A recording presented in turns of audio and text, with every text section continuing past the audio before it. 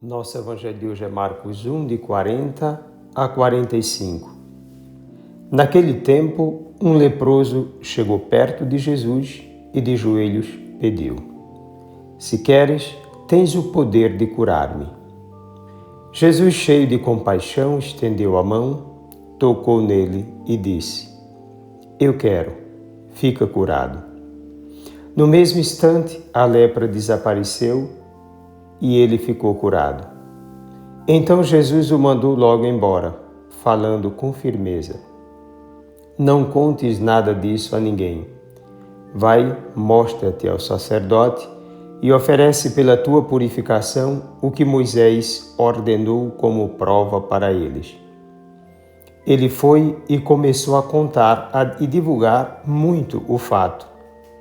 Por isso Jesus não podia mais entrar publicamente numa cidade. Ficava fora, em lugares desertos, e de toda parte vinham procurá-lo. Palavra da salvação.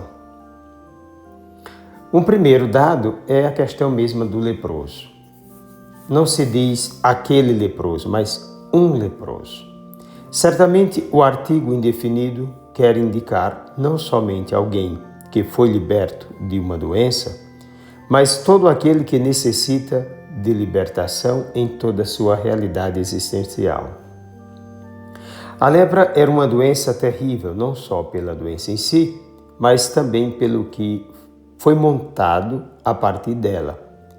As pessoas portadoras dessa doença eram marginalizadas pela sociedade e até mesmo pelo contexto religioso. Basta conferir Levítico 13, de 1 a 2, de 44 a 46.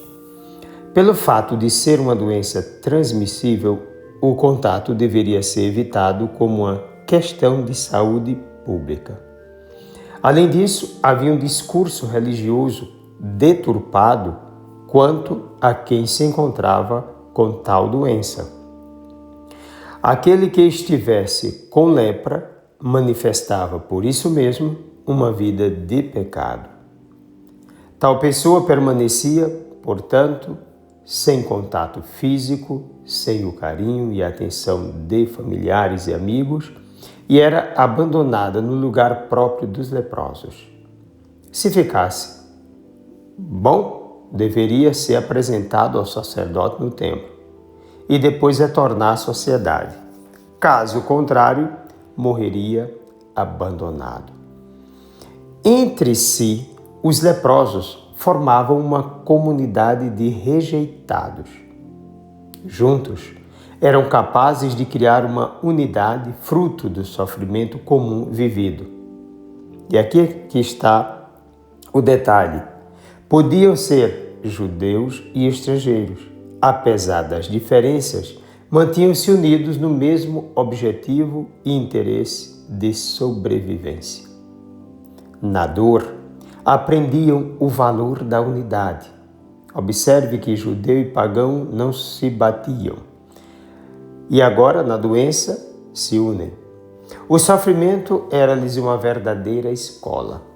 Hoje, mais do que nunca, o mundo necessita olhar para a cruz de Cristo e somar sua dor à do Mestre, a fim de possibilitar uma verdadeira transformação interior na família, passando pela comunidade e até mesmo pela sociedade. Jesus se solidarizou com toda a humanidade, especialmente com todos os sofredores. O leproso reconheceu algo mais em Jesus. Não viu somente o homem bom, mas alguém que possuía um poder extraordinário jamais visto. Alguém que amava e fazia o bem sem temer a nada nem a ninguém.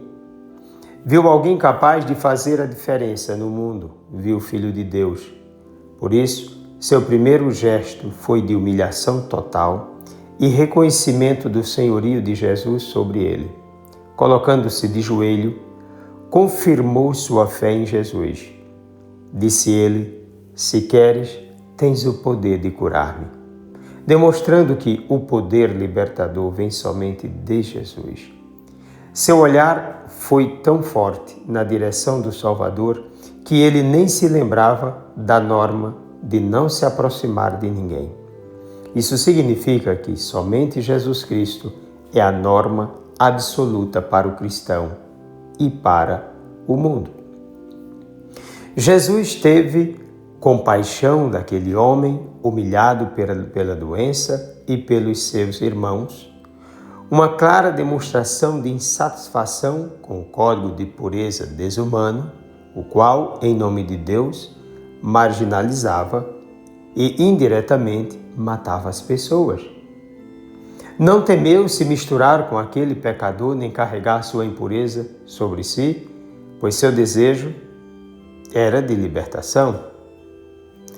Tocou aquele leproso, quebrando assim, mais uma vez, tal código desumano. Essa ação de Jesus, nesse caso, revela seu querer para com toda a humanidade. Na verdade, ele veio ao mundo para salvar o homem pecador, carregando sobre si as impurezas de um mundo decaído pelo pecado, mas capaz de ser transformado pelo seu poder. Não tinha ele pecado, mas assumiu os de todos os seres humanos e os venceu pela cruz e ressurreição.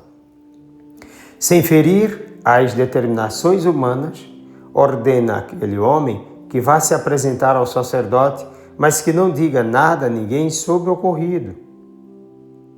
A questão é que a atitude de mandar logo embora aquele que foi curado revela sua ira contra tal código falido, inimigo da dignidade humana.